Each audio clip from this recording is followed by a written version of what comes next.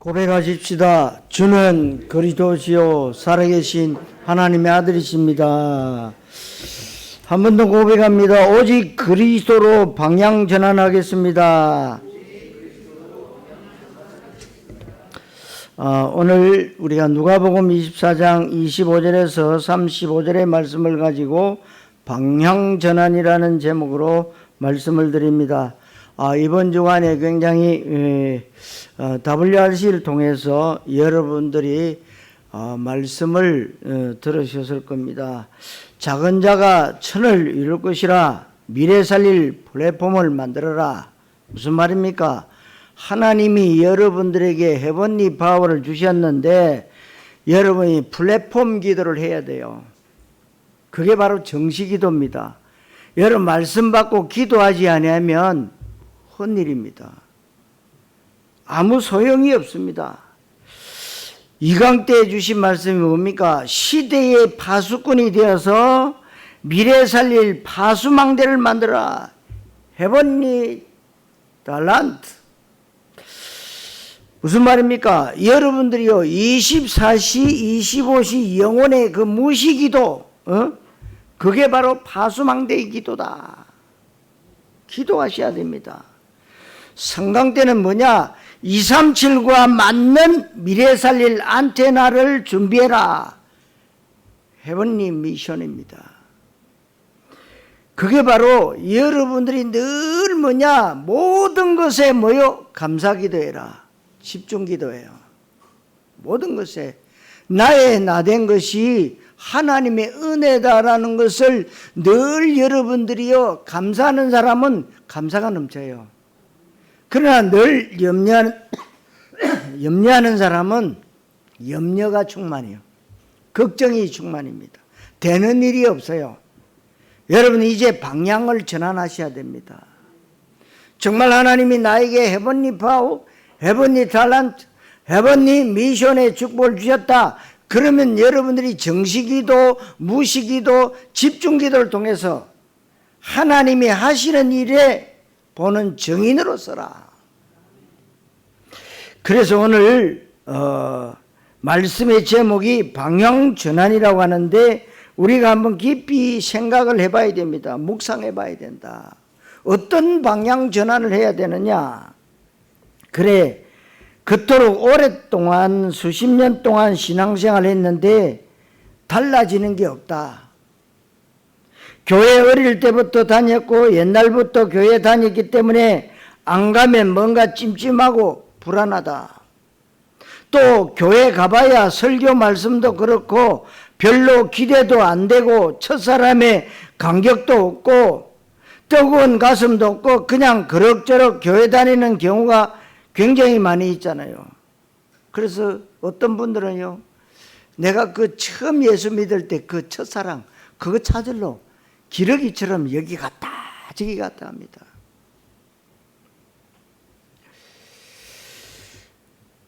여러분 방향전환 필요합니다. 꼭 필요해요. 여러분 우리의 신앙생활은 삶의 일부도 취미생활 같은 게 아닙니다. 많은 종교 가운데 하나도 아닙니다. 우리 삶 자체가 바로 신앙이 돼야 돼요. 여러분 동전의 앞뒤가 같잖아요. 붙어 있어요. 여러분이 예배당에서 예배 드리는 것하고 여러분 밖에서의 삶하고 같다 이 말이에요. 근데 종교생활하면 이게 분리가 돼요. 이원론적인 삶이 돼요. 교회 올 때는 교인이고 신앙 좋은 그런 사람 같은데 세상 나가면은요 불신자보다 못한 삶을 사는 사람이 너무 많다 이 말입니다. 우리의 삶의 전 영역과 전 인격체가 하나님을 예배하고 경배하고 그분을 섬기는 게 인생 최고의 가치이고 그것이 가장 중요한 축복인 줄 여러분들이 믿으셔야 됩니다. 그래서 신앙생활에 날마다 감격이 있어야 되고 날마다 말씀 성취를 봐야 되고, 날마다 임마누엘의 비밀을 누려야 되고, 날마다 현장성 있는 전도 제자로 생명과 사람과 제자와 후대 응답을 받아야 그게 올바른 신자입니다. 반드시 그런 일이 일어나야 됩니다. 그런데 종교적 신앙생활의 시간표 가운데 있으면 변화가 안 되고 영적 배경이 깔리지를 않습니다. 생명과 성령과 창조에 관한 일이 일어나지 않습니다. 종교생활은 아무리 열심히 지극정성으로 해도 현장과 사람 살리는 일이 일어나지 않습니다. 경건해지고 험하겠던 사람이 순해지기는 하지만 근본이 바뀌지는 않으니까 창조의 기적이 일어나지 않고, 특별히 가문에 흐르는 저주와 흑암이 꺾이지를 않기 때문에 반드시 방향 전환이 필요합니다.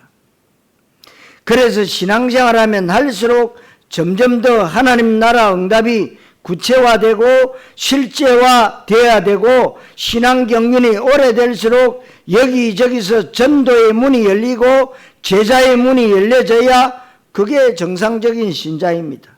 왜냐하면 예수 믿는다고 하는 것은 예수님이 내 안에 오시는 것을 말하는 것이잖아요. 예수님이 성령으로 나와 내 안에 오시는 것을 말하는 건데, 그 성령께서 나와 함께 계시는 걸 말합니다. 그렇다면 당연히 그 사람에게는 그 사람의 인격이나 수준과 상관없이 성령이 함께 계시기 때문에 성령의 일이 일어나야 맞잖아요. 성령행전의 일이 일어나야만 정상적인 것입니다. 성령의 일은 반드시 현장에서 흑암을 꺾고 문화를 개혁하고 사람 살리는 일로 일어납니다. 부자 되게 하고 병 고쳐주고 자식 잘 되고 공부 잘하는 것도 일어날 수 있겠지만 아주 본질적인 응답의 문이 열려지는 겁니다. 이제 그게 방향전환인데, 방향전환을 위해서는 결정적 계기가 있어야 합니다. 그리고 결정적 전환점, 터닝 포인트가 있어야 됩니다. 완전 방향이 전환이 되어지면 수준과 상관없이 237 나라 5천 종족 세계복음화가 여러분 속에 있어야 됩니다. 여러분은 모든 민족, 천하만민, 열방, 땅끝이라고 하는 단어가 아주 자연스럽게 여러분 마음속에 자리 잡아야 됩니다. 그래서 여러분들의 업이 237과 맞아야 된다. 우리 렘트들이 학업이 237과 맞아야 된다. 그런 말씀하셨죠. 너무나 중요하기 때문에 그렇습니다. 그런데 모든 렘트들과 모든 사람들이 내 업이 하나님하고 안 맞대요. 안 맞아서 늘 뭐냐? 바꿔달라고. 틀렸습니다, 여러분. 지금 여러분들이 업이 생각만 바꾸면요, 방향 전환만 하면 다 맞게끔 돼 있어요. 그걸 인정하셔야 됩니다. 여러분들이 죽을 때까지 방향 자꾸만 지금만 바꾸다가 가면 되겠습니까? 안 맞다고. 만약에 여러분들이 방향 전환을 안 했다면 아마도 가장 초라하고 비참하기 짝이 없는 종교인 생각만 해도 너무 여러분들이 감사한 마음이 들어야 됩니다. 방향 전환했다면요, 감사해야 돼요. 이만큼 여러분이 방향 전환이라는 게 중요합니다. 방향 전환 하나가 이렇게 어마어마하게 사람을 바꾸는 겁니다. 여러분들 인생의 방향 전환이 돼야 되고 믿음의 방향 전환이 돼야 되는데, 여기 앉아 계시는 분들, 또 지금 말씀을 듣고 계시는 분들은 이미 방향 전환의 축복 가운데 들어오신 줄 믿으시기를 그리스도이신 예수님 이름으로 축원합니다. 첫째로 종교생활의 모습입니다. 종교생활하면 안 되고 우리 믿음이 종교적 믿음의 시간표 속에 있으면 안 됩니다. 종교적 믿음의 시간표 속에 있으면 날이 갈수록 모든 게 영적으로 퇴보됩니다. 그러니 육신적으로 잘 되어도 그건 소용이 없는 겁니다. 그리고 종교생활하면 날이 갈수록 회귀 본능이 발동해서 옛날로 자꾸 돌아갑니다. 그러니까 이스라엘 백성들이 출애굽하고 광야를 거쳐서 가나안 땅으로 가는데 그 언약의 여정길이 얼마나 축복된 길입니까? 인간에게 있어서 가장 가치 있는 인생길을 가는 게 가나안 여정입니다. 그런데 원망불평하면서 광야 생활이 조금 힘드니까 모세를 향해서 돌을 듭니다. 왜 듭니까? 죽이려고. 그리고 걸핏하면 하는 말이 애굽으로 돌아가자. 비록 애굽에서는 종살이했지만 이렇게 고생스럽지는 않았다고 합니다. 많은 사람들이 얘기하는데 교회 때려칠 수도 없고 교회 다니니까 더 힘들다는 겁니다. 옛날 교회 안 다닐 때보다 하는 일이 더 안 된다. 차라리 옛날이 더 좋았다는 겁니다. 회귀 본능, 회귀가 언제 되느냐? 종교생활을 할 때입니다. 왜냐하면 진전이 안 되니까 증거가 안 나타납니다. 종교생활의 특징이 하나님 관심과 내 관심이, 하나님과 내 소원이 다르고 신앙 고백이 틀리는 걸 말해요.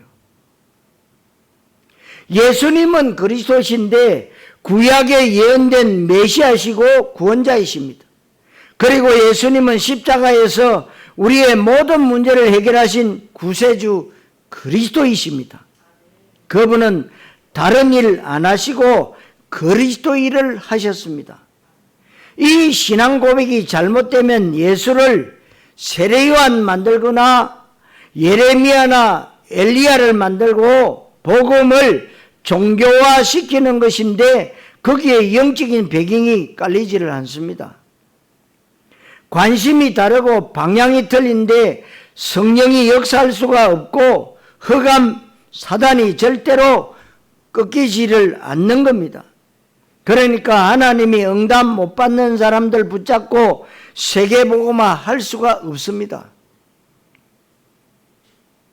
그래서 결국에는 신앙생활 포기하고 누가복음 22장 54절에서 62절 말씀처럼 예수님을 부인하는 단계에 이릅니다. 예수님이 베드로를 사람 낚는 업으로 불렀다고 마태복음 4장 19절에 말씀합니다. 그런데 이 베드로가 사도행전 1장, 사도행전 2장을 통과하기 이전에는 예수님의 수제자이지만 여전히 그리스도에 대한 답이 없었고 그리스도에 대한 결론을 내리지 못했습니다. 그러니까 베드로가 예수님의 수제자이기는 하지만 여전히 종교적 신앙생활을 하는 겁니다. 물고기 잡던 어부를 사람 낚는 어부로 불렀는데 그 베드로가 결국에는 또다시 요한복음 21장 3절에 물고기 잡으러 가노라 옛날로 회귀해 버렸습니다. 이런 경우가 굉장히 많은데 그 증거가 뭐냐 하면 교회 다니다가 안 다니고 교회 때려치운 사람들이 지금 현재 교회 다니는 사람들보다 더 많습니다.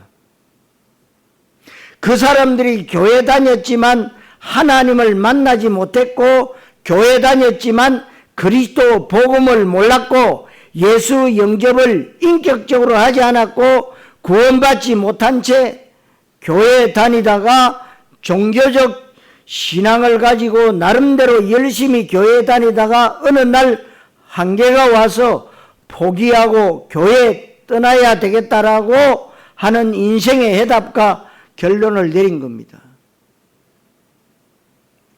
왕년에 교회 안 다녀본 사람 없을 정도로 그런 사람이 현장에 꽉 차 있습니다.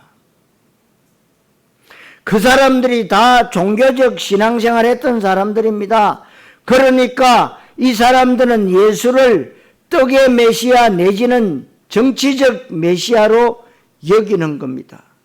내 육신적 필요를 채워주고 문제를 해결해주고 자식과 사업을 잘되게 해주고 내 어떤 욕심과 야망과 비전을 성취시켜줄 뿐으로 알고 예수를 따라다니다가 그게 안 되니까 교회를 때려치운 겁니다. 그래서 요한복음 6장 12절에 500여의 기적이 일어나자마자 수많은 사람들이 예수를 억지로 임금 삼으려고 했습니다.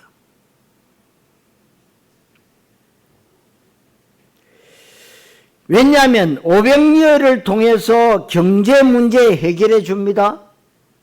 예수를 정치적 메시아 내지는 떡의 메시아로 여기면 여러분 지구는 멸망합니다.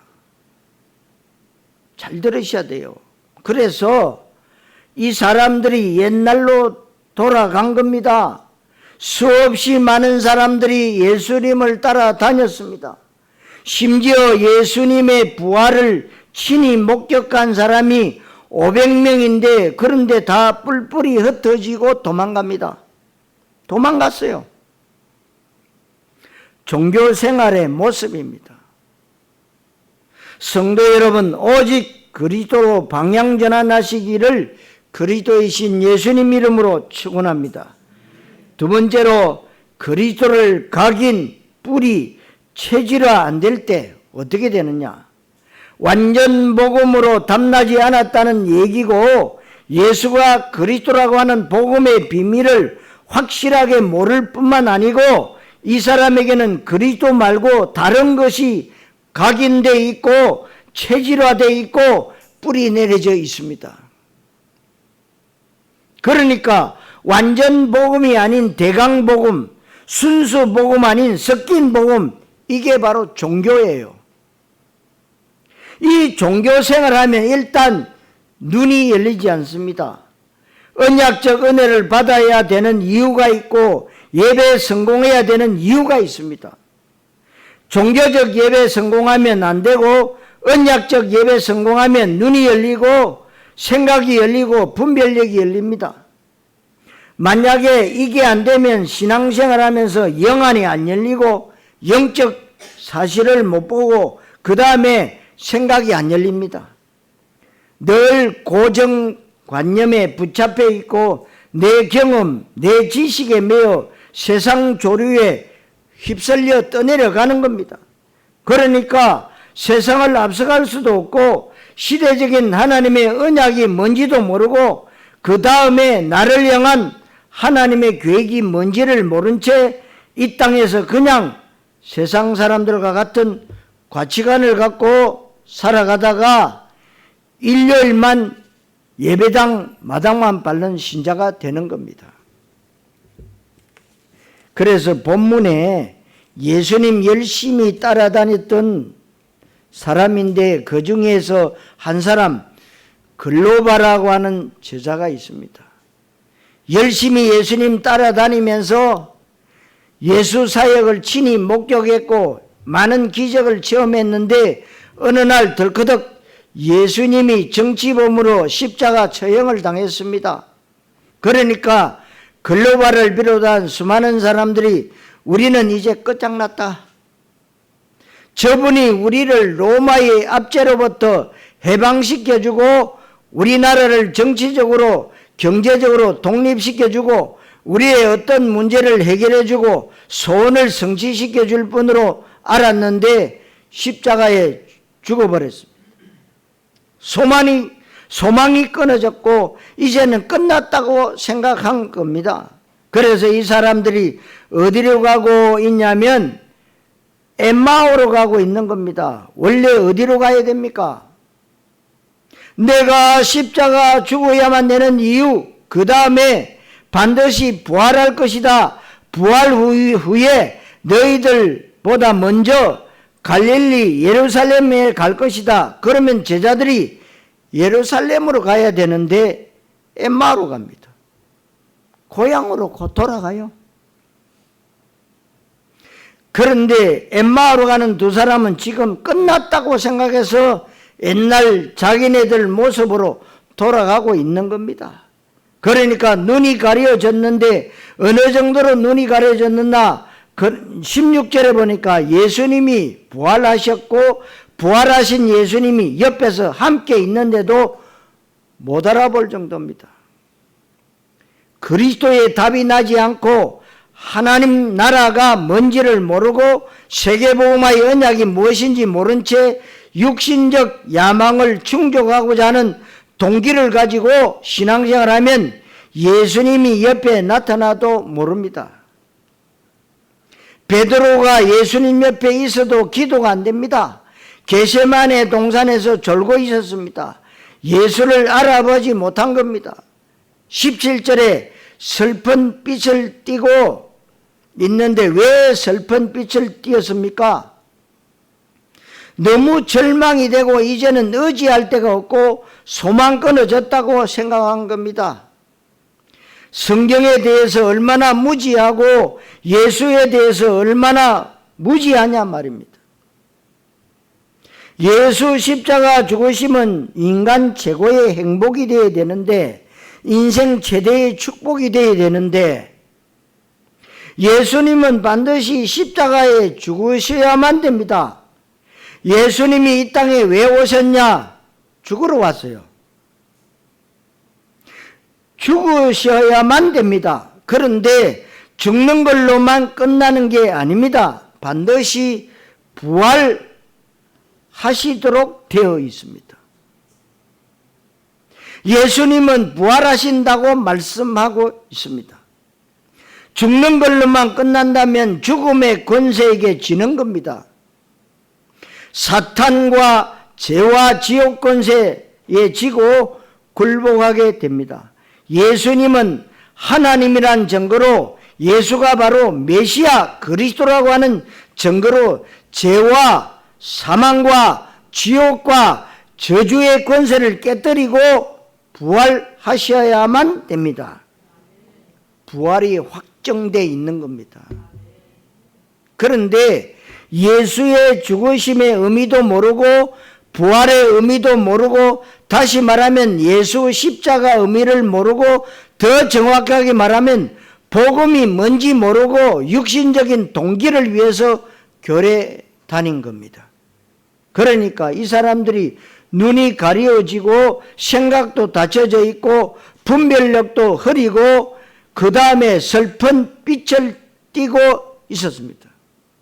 그러니까 옛날 회귀 본능으로 돌아가 버리고 26절에 보니까 말씀이 깨달아지지를 않고 믿어지지가 않습니다.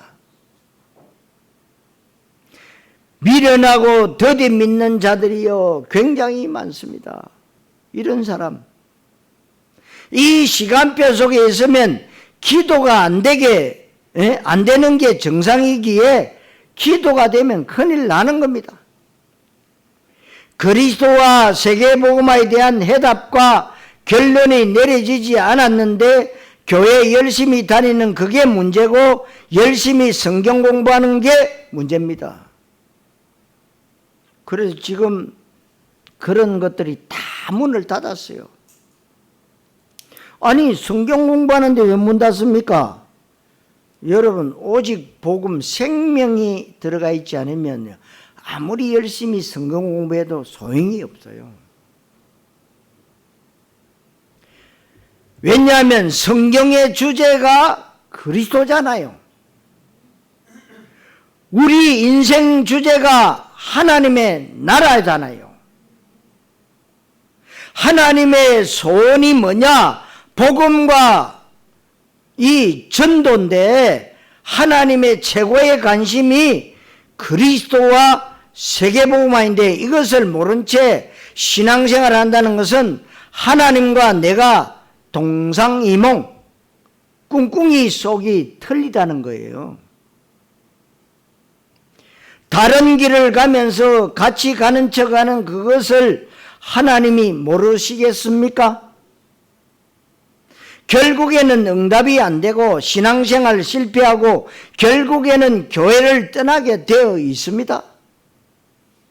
그렇다면 방향을 바꾸고 시간표를 옮겨야 됩니다. 종교적 믿음의 시간표에서 이제는 언약적 믿음의 시간표로 방향을 바꾸는 것은 내가 해야 될 일입니다. 제가 그랬습니다. 제가 38년 동안 종교 생활했어요. 그러다가 어느 날 복음을 들었어요. 그래서 예수님을 내 주인으로 다시 모시는 영접기도 했어요. 그러고 난 후에 말씀을 붙잡고 기도하는데 하나님이 그때부터 응답하시기 시작했어요. 왜? 하나님의 자녀는요, 하나님이 100% 책임지시잖아요. 그런데 왜 응답이 없느냐? 여러분 스스로가 진단해 봐야 된다는 거예요. 내가 정말 하나님의 자녀 맞냐? 진단해 보면 나오게 돼 있어요. 여러분들의 정말 하나님의 은혜가 임해야 되고 하나님이 기회를 주셨을 때 결단할 수 있어야 됩니다.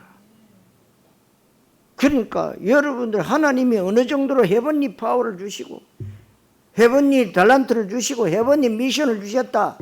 그래서 우리가 이제는 여러분 사람 살리는 플랫폼을 만들어라.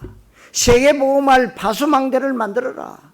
정말로 전 237, 5천 종족 세계복음화와 통할 수 있는 안테나를 세워라. 이게 되어져야 됩니다. 여러분이 뭐 교회 다니고 예수 믿고 뭐 내 혼자 잘 먹고 잘 살고 우리 가족 잘 되고 그런 법이 없어요. 세계복음화. 하나님이 여러분들에게 뭐냐? 나이 많든 적든 어리든 세계복음화예요. 이거 없으면 어떻게 된다고요? 노예돼요. 이거 모르면 여러분들이 포로돼요. 속국돼요. 식민지 돼요. 유랑민족이 된다 이 말이에요. 이 말귀를 여러분 알아들으셔야 돼요. 그러면 여러분들 보고 뭐 전 세계 나가서 복음 전하라. 그 말이 아니에요. 여러분들이 언약 속에 여러분 속에 언약으로 붙잡고 기도하면 하나님이 못 가는 사람은 보내는 선교사로 가는 분은 가는 선교사로 그래서 여러분들이 돈 벌 이유가 있는 거예요. 가는 선교사 뒤에 보내는 선교사가 책임져야 되는 거예요. 그래서 성경원금 하는 거 아닙니까? 응? 성도 여러분, 오직 그리스도로 각인, 뿌리, 체질 되시기를 그리스도이신 예수님 이름으로 축원합니다. 세 번째로, 그러면 언제입니까? 그래서 지금 풀이 죽어서 슬픈 빛을 띠고 완전 낙심 가운데 엠마오로 가고 있는 정말 폐잔병 같은 두 제자에게 우리 예수님께서 동행하시면서 대화를 하십니다. 무엇을 말씀하시느냐? 성경을 풀어주는데 성경 해석할 때 잘해야 됩니다. 성경 해석 잘못하는 게 이단이에요.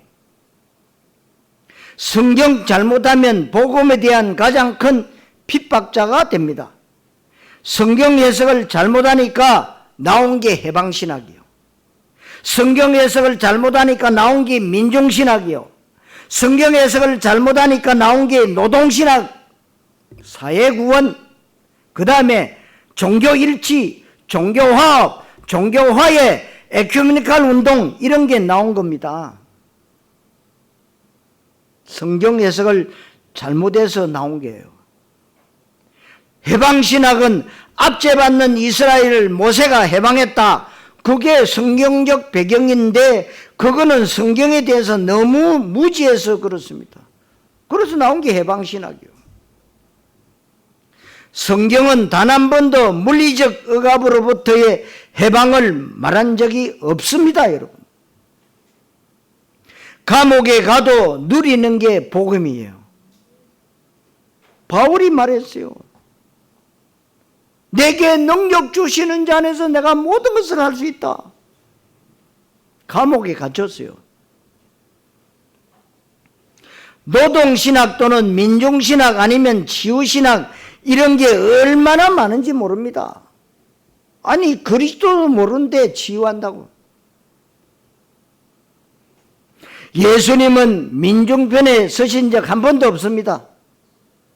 예수님은 치유를 하신 적 없습니다. 예수님은 그리스도 일을 하신 것이고 구원자 일을 하신 겁니다. 여러분 보는 관점이 달라야 됩니다. 예수님은 다른 종교와의 화합을 말씀하지 않았습니다. 바리새인들을 향해서 심지어는 베드로를 향해서 복음을 방해하니까 마귀라고 독사의 자식이라고 했습니다. 종교는 분별력이 흐려집니다. 이러한 제자들에게 예수님이 뭘 말하느냐? 성경의 주제가 그리스도다. 이거 말씀한 겁니다. 그래서 26절에 왜 예수가 십자가 고난을 당하시고 왜 죽으시고 부활하셔야 되는지, 예수가 이 땅에 왜 오셔야 되는지 그 이유를 설명한 겁니다.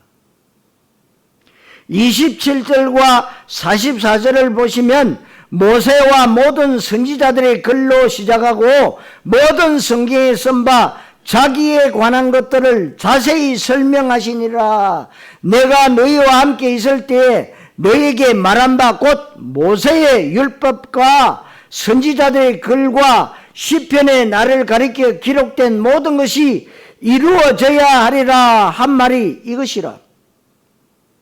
성경의 모든 말씀은 메시아 그리스도에게 집중되어 있다. 성경 주제와 성경 기록 목적이 그리스도다. 요한복음 5장 29절에 너희가 성경에서 영생을 얻는 줄 알고 성경을 상고하거니와 이것이 곧 내게 대하여 한 것이라. 또 요한 사도가 요한복음을 기록하면서 기록 목적을 요한복음 20장 31절에 말씀하고 있습니다. 또 이것을 기록하면 예수가 하나님의 아들 그리스도이심을 믿고 구원받도록 하기 위한 것이다 그랬어요. 성경의 핵심 주제는 구원과 복음입니다. 그리스도와 하나님의 나라 이겁니다. 이거를 설명했는데 어떤 일이 생겼느냐? 이 제자들의 다쳤던 눈이 열려지고 메말랐던 심령이 뜨거워졌다고 했습니다. 진짜 여러분들 가슴이 뜨거워질 때는 은사 받거나 신비 체험할 때가 아닙니다. 그리스도가 깨달아졌을 때입니다. 성경 주제가 하나님 나라의 주제요, 그것이 바로 내 인생 주제다. 그렇다면 내가 그리스도와 세계복음화의 내 인생의 해답과 결론 내리고 여기에 생명건 결단을 해야 되겠구나. 이때 우리 눈이 열리는 겁니다. 이때 진정한 심령의 성령 충만이 일어나는 겁니다. 그리고 예수님이 친히 떡을 가지사 축사하시고 떼어서 그들에게 주셨는데 무슨 말입니까?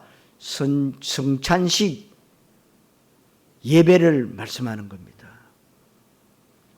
예배 때에 종교적 은혜, 율법적 은혜, 신비적 은혜, 기복적 은혜 받는 게 아닙니다.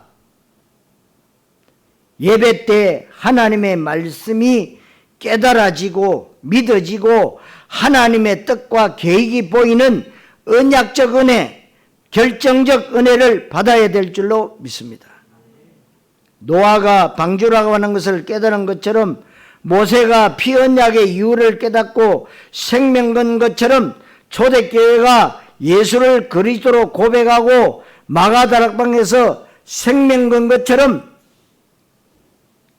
여러분들이 그리스도와 현장과 전도와 제자와 후대라고 하는 하나님의 언약의 완전한 답을 내리고 여기에 나도 모르게 생명 걸 수밖에 없는 결단이 되어야 될 줄로 믿습니다. 예수님이 떡을 가지고 축사하시고 떼어서 주셨다. 그게 바로 성찬식의 주제가 바로 예수가 그리스도라고 하는 겁니다. 이때 이들의 눈도 밝아지고 마음도 뜨거워지고, 그래서 여러분들은 언제든지 성경 해석을 잘해야 되고 바른 성경 해석의 메시지를 들어야 됩니다. 성경 틀리게 말하는 데서 은혜 받으면 큰일 납니다. 어떤 성경, 어떤 사건, 어떤 성경의 어떤 인물을 보더라도 그리스도와 전도라고 하는 게 보여야 맞습니다. 그래서 성경 해석에 학적인 여러 가지가 있지만 세 가지 중요한 것을 말씀드립니다. 첫째가 뭐냐? 성경은 성령의 감동으로 기록되었기 때문에 성령의 조명하심으로 말씀을 해석해야 됩니다.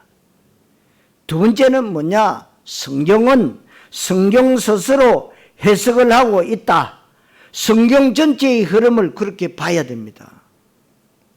세 번째로 성경 전체의 핵심 주제가 그리스도와 세계복음화 또는 복음과 전도이기 때문에 언제든지 성경을 복음과 전도 관점에서 해석을 해야 됩니다.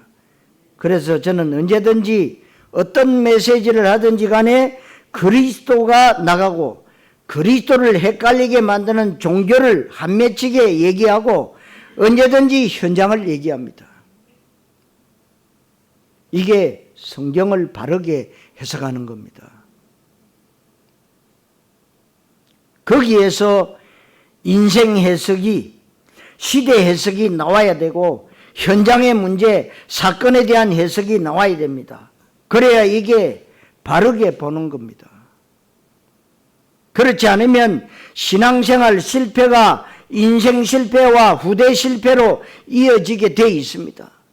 성도 여러분, 반드시 이러한 방향 전환하시기를 그리스도이신 예수님 이름으로 축원합니다. 자, 결론적으로 방향 전환의 그 결과입니다. 이렇게 엠마오로 가던 두 제자가 부활하신 예수님과 함께 있으면서 은혜 받았어요. 은혜 받았을 때 어떤 일이 일어날까요? 깨달았는데 내가 잘못하고 있구나. 내가 잘 모르고 있었구나. 내가 틀리게 알고 있었구나. 우리 예수님과 방향과 관심을 맞추고 있지 않았고 있었구나. 이게 깨달아진 겁니다.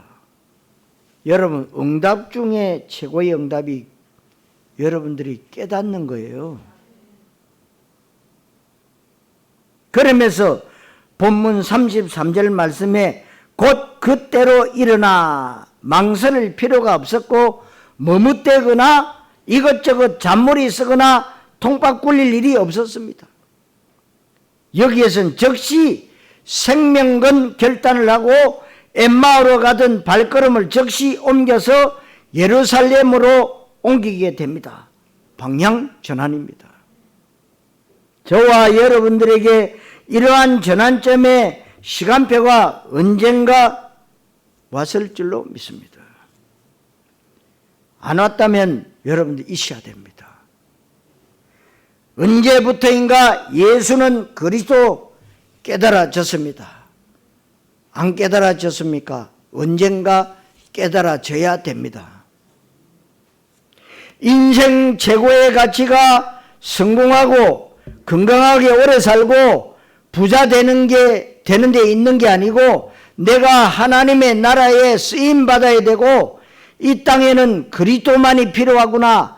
이거에 대한 답을 얻을 때에 우리 인생은 바뀐 것인데 그게 방향이 바뀌었다 그 말입니다.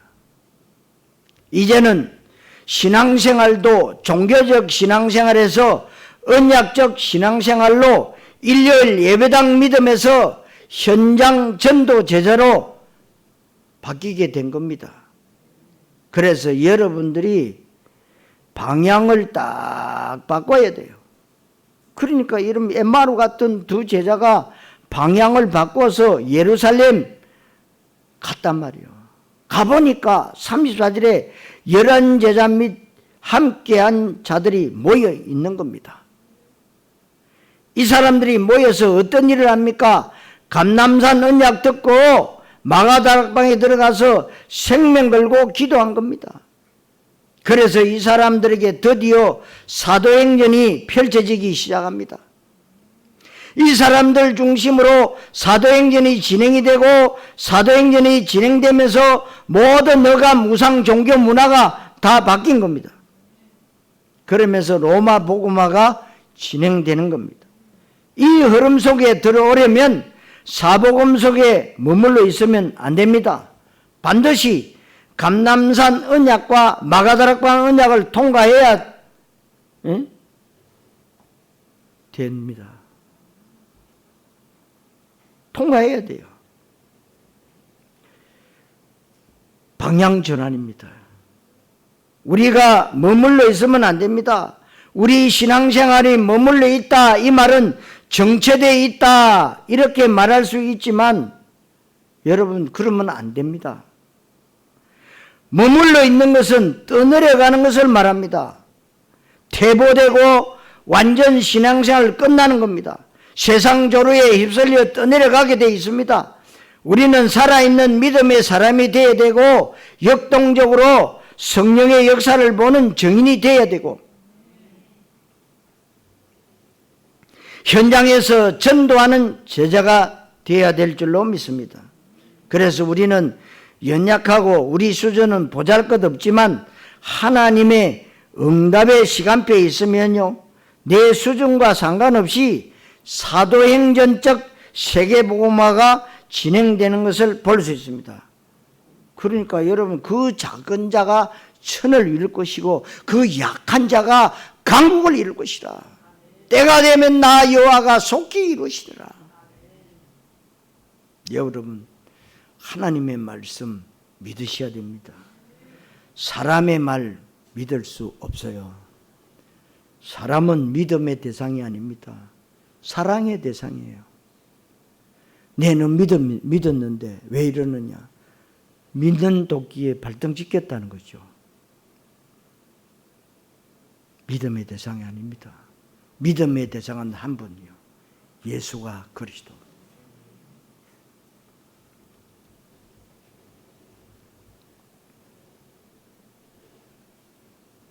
우리 교회가 여러분 그렇게 해서 지금 이 자리에 왔잖아요. 그래서 저와 여러분들이 지금 세계복음화 하고 있지 않습니까?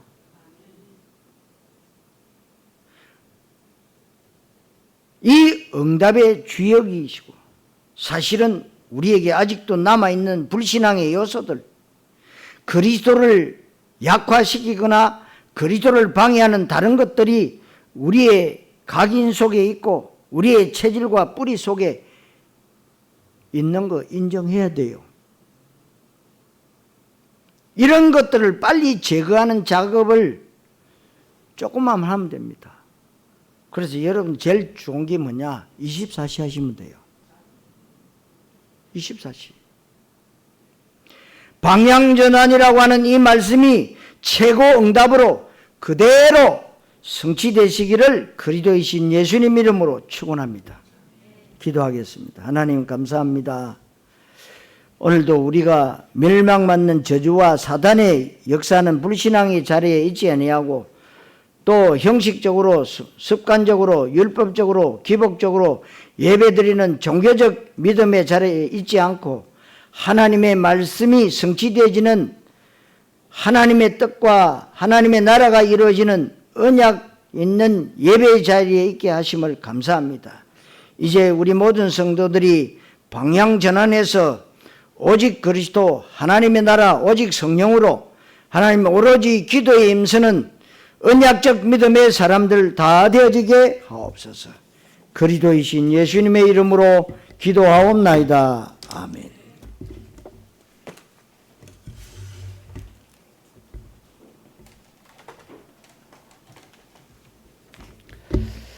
방향 전환이라는 말씀을 받았습니다. 우리 말씀 붙잡고 기도하는 시간 갖겠습니다.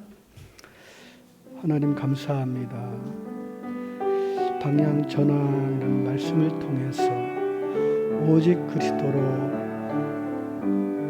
터닝 포인트가 되는 귀한 시간 되게 인도하여 주시옵시고, 내 속에 있는 모든 언약 아닌 것들을 이 시간 완전히 결방시켜 주시옵시고, 틀린 복음, 다른 복음 속에서 언약적 믿음으로 굳게 붙잡는 우리 시작이 되게 인도하여 주시옵소서. 그래서 영적인 플랫폼, 정말 안테나를 세워서 2375 총동력 살리는 시작이 되게 우리 복된 교회가 쓰임받을 수 있도록 주님께서 인도하여 주시옵소서. 감사하고 예수 그리스도 이름으로 기도드립니다. 아멘.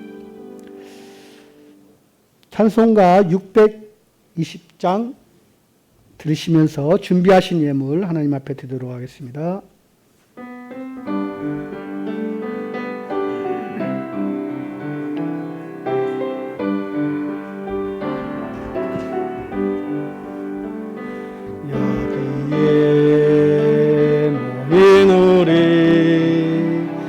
주의 은총 받은 자여, 주께서 이 자리에 함께 계심을 아노라. 언제나 주님만을 찬양하며 따라가리니, 시험을 당할 때도 함께 계심을 믿노라. 이 믿음 더욱 굳세라. 주가 지켜주신다. 어두운 밤에도 주의 밝은 인도하여 주신다. 주님이 뜻하시니 헤아리기 어렵더라도 주께서 주 뜻 안에 내가 있음을 아노라. 사랑과 말씀들이 나를 더욱 새롭게 하니, 때로는 넘어져도 최후 승리를 믿노라. 이 믿음 더욱 굳세라. 주가 지켜주신다. 어두운 밤에도 주의 밝은 빛 인도하여 주신다.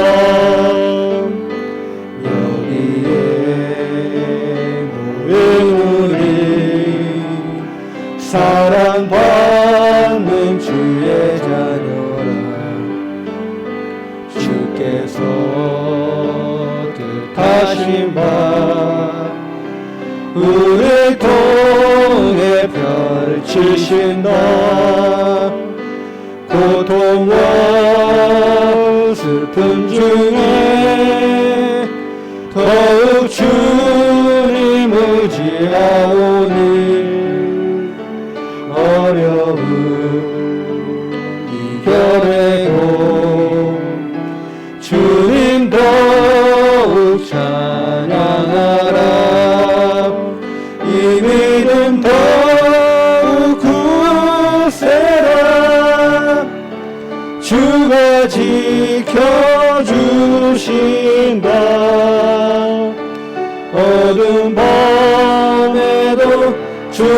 밝은 인도하여 주신다.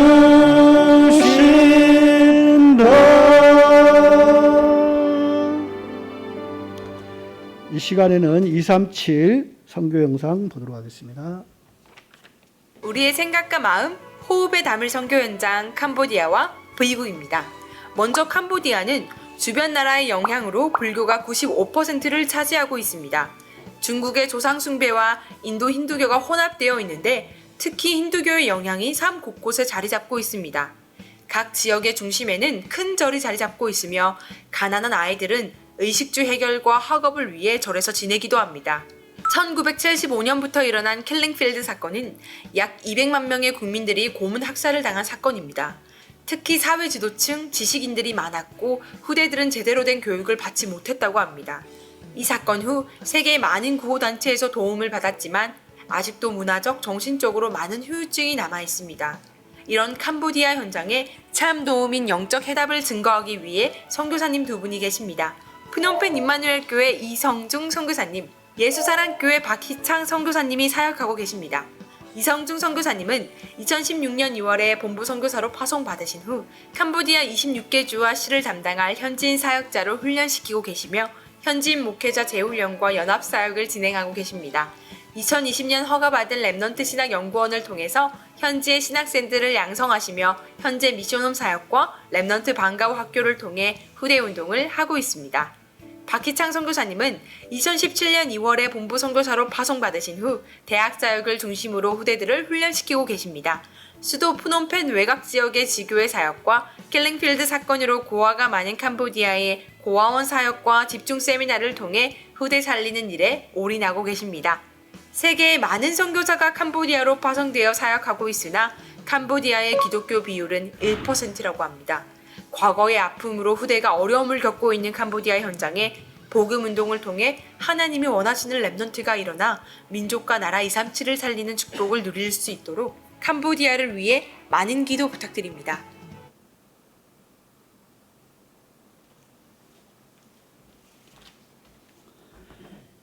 예, 교회 광고 시간입니다. 주보 26페이지를 참조해 주시고 우리 군에 가 있는 군 선교사들 위해서 기도해 주시고 우리 JK 통신생 비대면으로 지금 수업하고 있습니다. 잘 들을 수 있도록 지속적으로 기도 부탁드리겠습니다.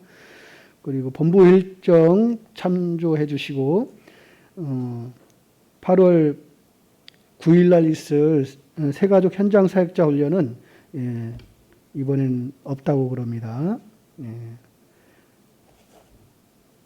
이 시간에 다 일어나셔서 주여 나의 삶 속에 부르신 이후에 목사님 헌금기도와 축도로 예배를 다 마치도록 하겠습니다.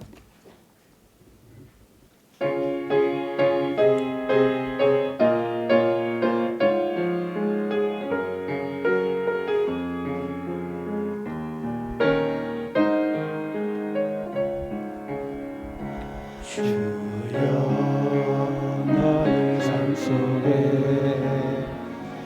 임마누엘 우리게 하소서. 나의 생각 나의 작은 일 하나님 것이 되게 하소서. 주여 나의 일생이 제자의 길을 잇게 하소서.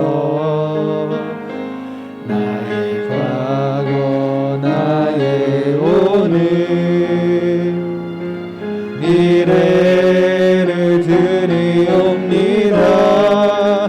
나를 넘어서 하나님 은혜를 응답을 넘어서 하나님 소원을 이를 넘어서 하나님 계획을 축복을 넘어서 하나님 언약을